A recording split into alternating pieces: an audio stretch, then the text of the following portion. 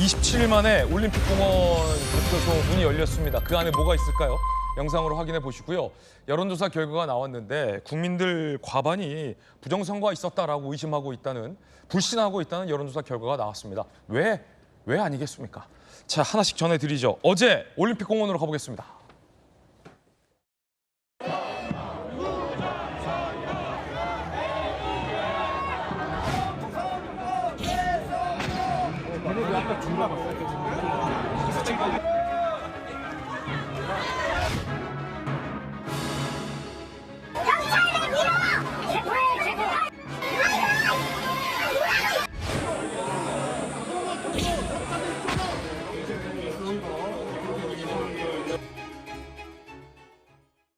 국조특위에서 경찰을 대동하고 그 안으로 들어간 겁니다. 그럼 저 안엔 뭐가 있었을까요?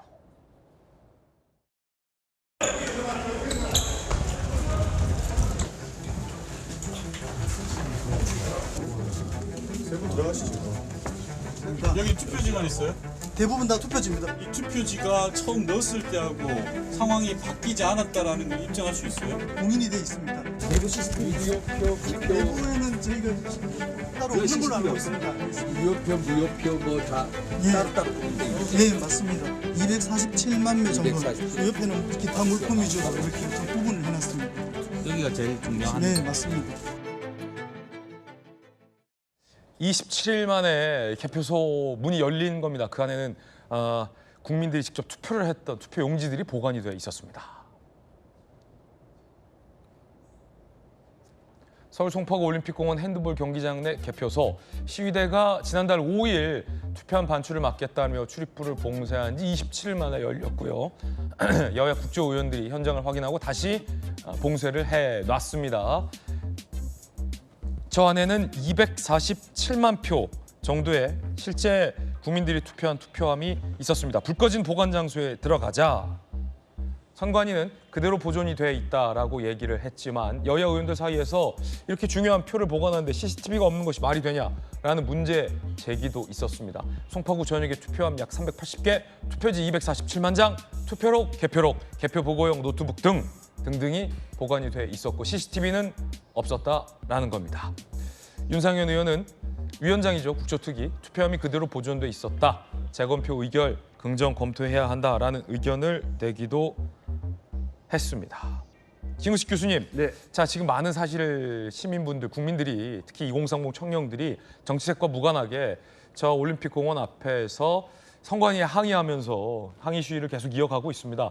이 더운 날, 이제 장마철인데 청년들 굉장히 안쓰럽기도 한데 국민들이 분노할 만한 일들이 워낙 도처에서 많이 벌어지고 있고 이건 뭐 여야 의원들 모두 다 동의하는 그런 사안인데 막상 문을 열고 들어갔는데 그 안에 투표용지가 들어있었다는 거예요. 247만 장. 네. 그리고 투표용지가 꽤 부족해서 국민들, 특히 이제 김무식 교수님이 활동하는 네. 송파병, 송파구 일대에 꽤 많은 유권자들은 참정권이 박탈당했을 겁니다. 거기에 이제 분노하는 청년들의 분노도 있었던 건데 투표용지가 보관이 돼 있었고 뭐 개표 기록 등이 지금 보관이 돼 있는데 CCTV가 없어요.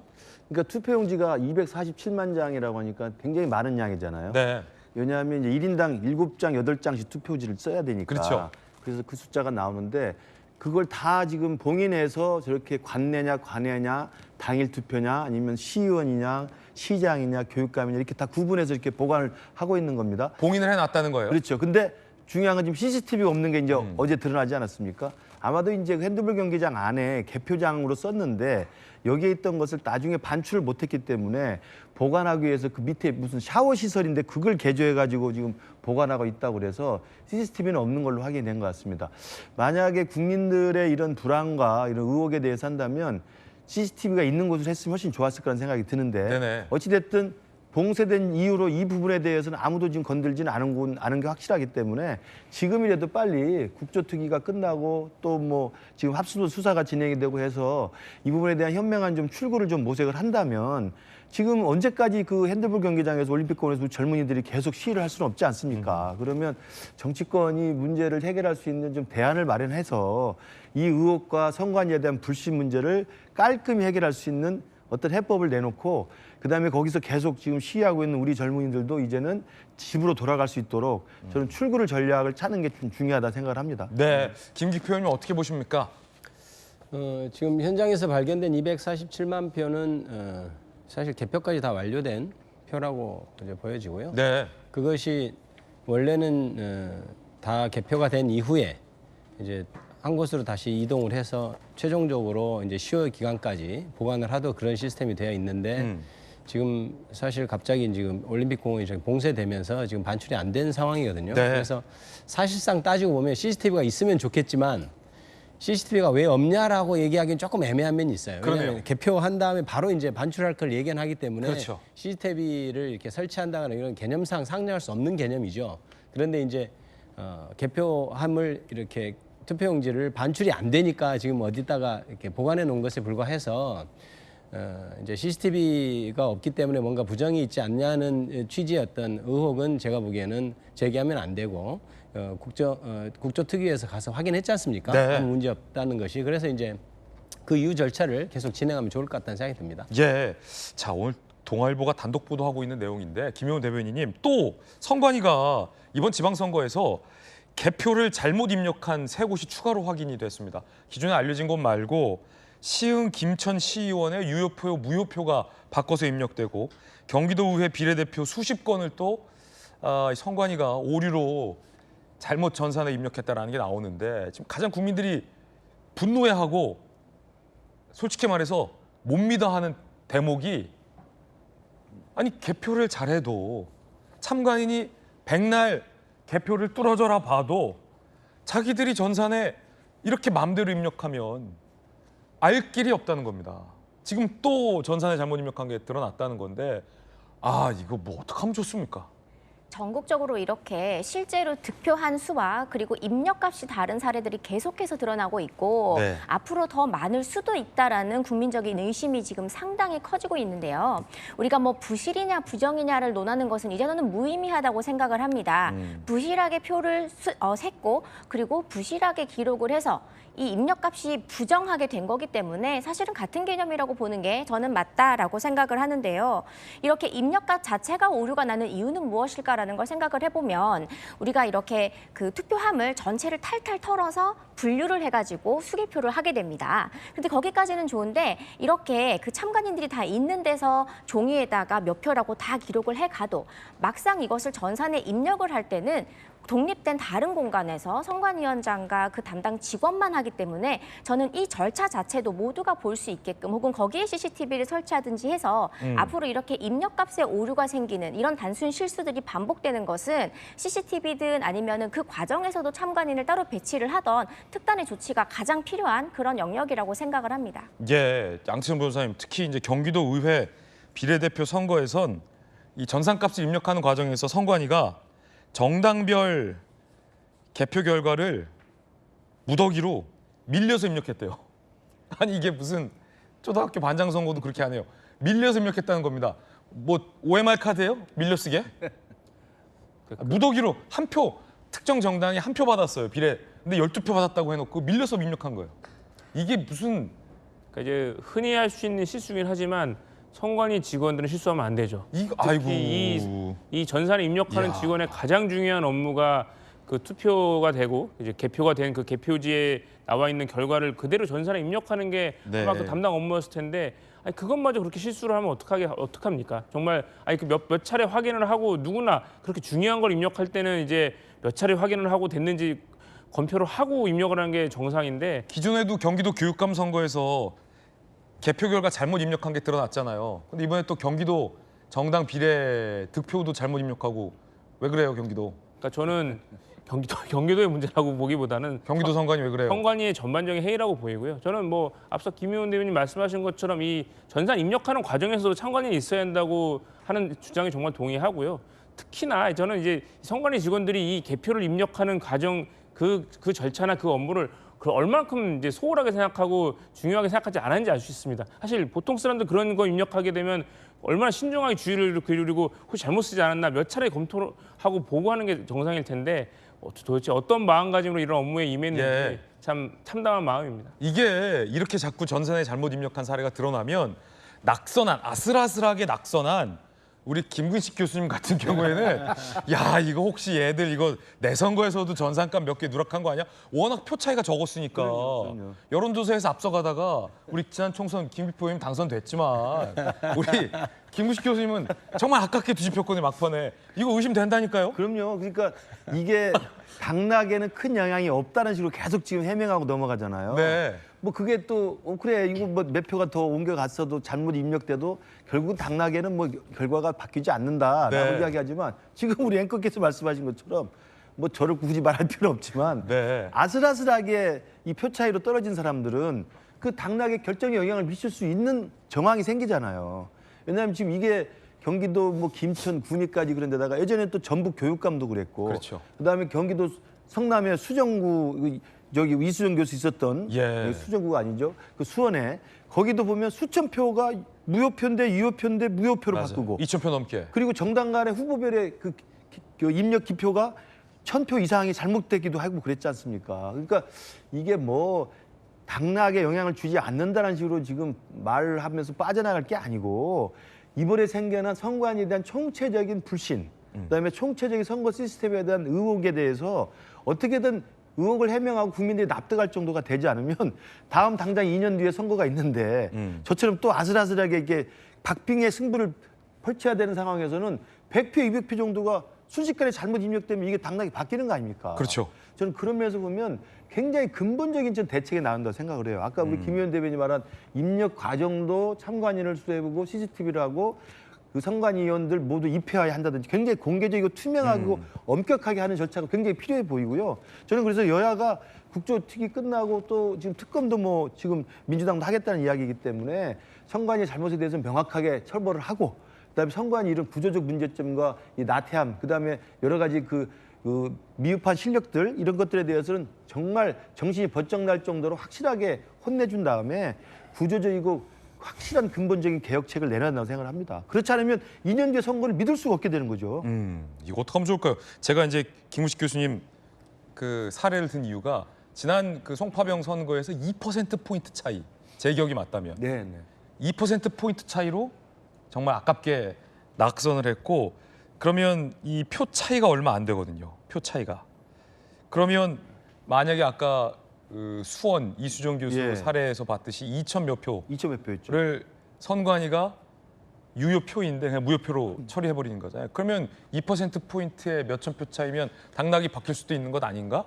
이게 왜 중요하냐면 이제 선거 결과에 대한 승복과 불신을 선관위가 스스로 국민들에게 심어주고 있다. 이 대목은 선관위가 입이 10개라도 할 말이 없을 것 같은데 자, 김표 의원님 어쨌든 지금 여야가 한마음으로 국정조사도 하고 있고 원포인트 개헌도 여야 모두 얘기 나오고 있고 특검 얘기까지 지금 나오고 있잖아요. 어떻게 하면 좋을까요? 우선 선관위가 명백하게 잘못했고 이거에 대해서 제도를 개선해야 된다는 것은 누구도 다 동의를 네. 할 것인데요. 이제 기사를 접함에 있어서 이거는 좀 제가 신중하게 좀 봐야 되는 문제라고 생각합니다. 그러니까 실제로 정보가 입력되는 과정에서 전혀 재검표 전혀 이렇게 수정의 여지가 없이 그냥 바로 그것이 바로 당락으로 연결되는 것인지 그런 시스템이 좀 정확히 체크돼야 될 것 같고요. 그렇죠. 그러니까 홈페이지에 단순히 게시되는 숫자가 잘못된 것인지 당락에 영향이 미치는 것이 뭐 수집하는 과정이 잘못된 것인지를 파악해야 될 것 같고 엄밀 구분해야죠. 네, 그다음에 또 하나는 뭐 기사에서 나오지 않는 거지만 이게 어떻게 그런 오류로 입력된 것이 밝혀졌는지를 봐야죠. 그러니까 뭐냐면 실제로 개표 과정에서 그런 일이 있었다가 수정이 돼서 된 사례인지 아니면은 이번에 선관위 사태가 있고 전면적으로 다시 다 재조사를 해보니까 문제가 있다고 한 것인지를 명확하게 따져서 이것이